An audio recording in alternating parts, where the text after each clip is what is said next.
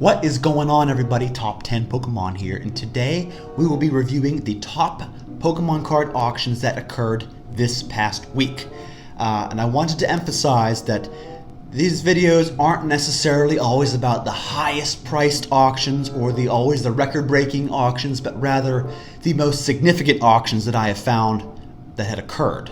And sometimes those are record-breaking prices or just extremely high priced cards or product. But yeah, I want to emphasize that.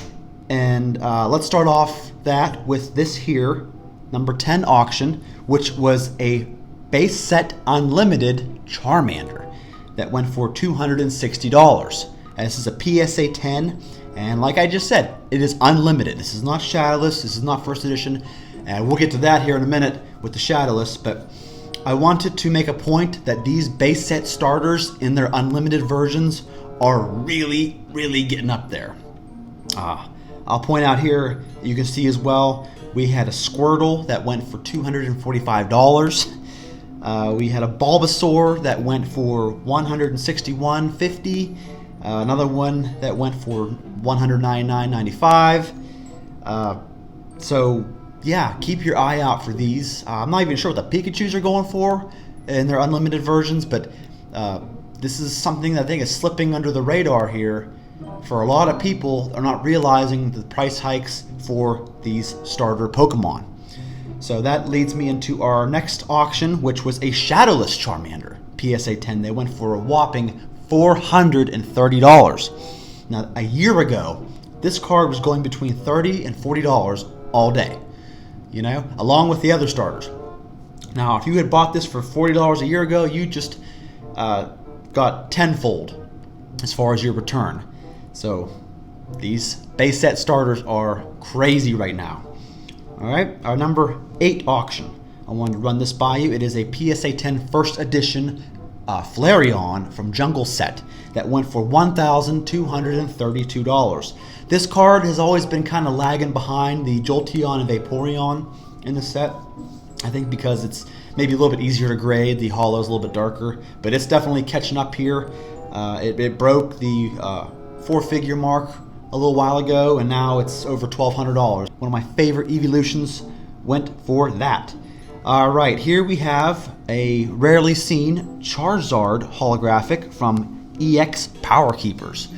This card went for $1,025, and it's not my favorite artwork of Charizard.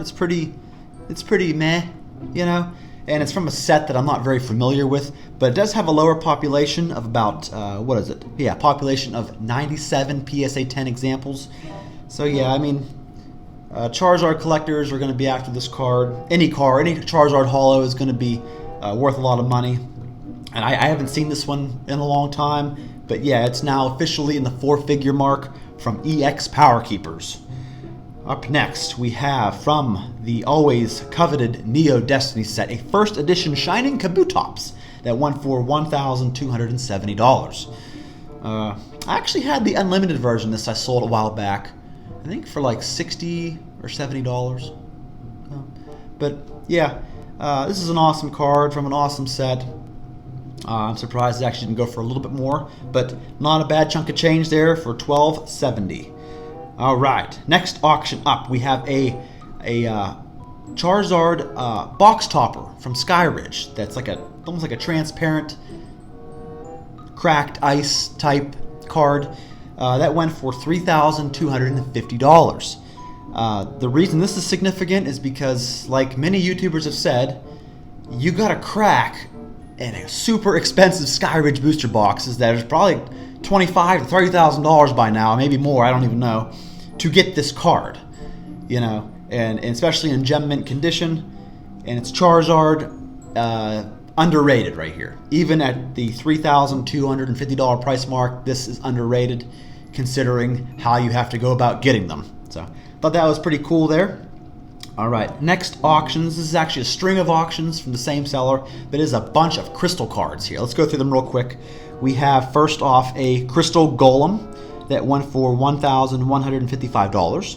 And then we had from Aquapolis, a Kingdra, a Crystal Kingdra Holo PSA 10 that went for $1,344. After that, we had a Crystal Nidoking, also from Aquapolis, that went for $1,591. From Skyridge, we had a Crystal Crobat that went for $1,799.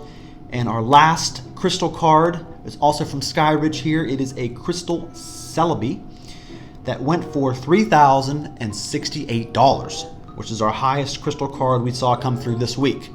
And I'd like to, once again, reiterate what I've said the past couple weeks, is these crystal cards are very low cost in their PSA 10 conditions when you compare these to their booster boxes they're coming from. I know the Aquapolis booster box, I think, went for like $15,000, maybe more, previously, and Skyridge is $25,000, $30,000 maybe nowadays. I know a open Skyridge booster box went for like $22,000. And then you're getting these crystal cards. You know, that's the highlight of these sets, is these crystal cards going for a Golem, $1,155, $1,300, $1,500. These are like supposed to be high-end cards that are not selling for very much. So either these cards are going to blow up, or these cards are going to blow up. I think it's just like Z from ZMG Emporium always says, it's like a pendulum.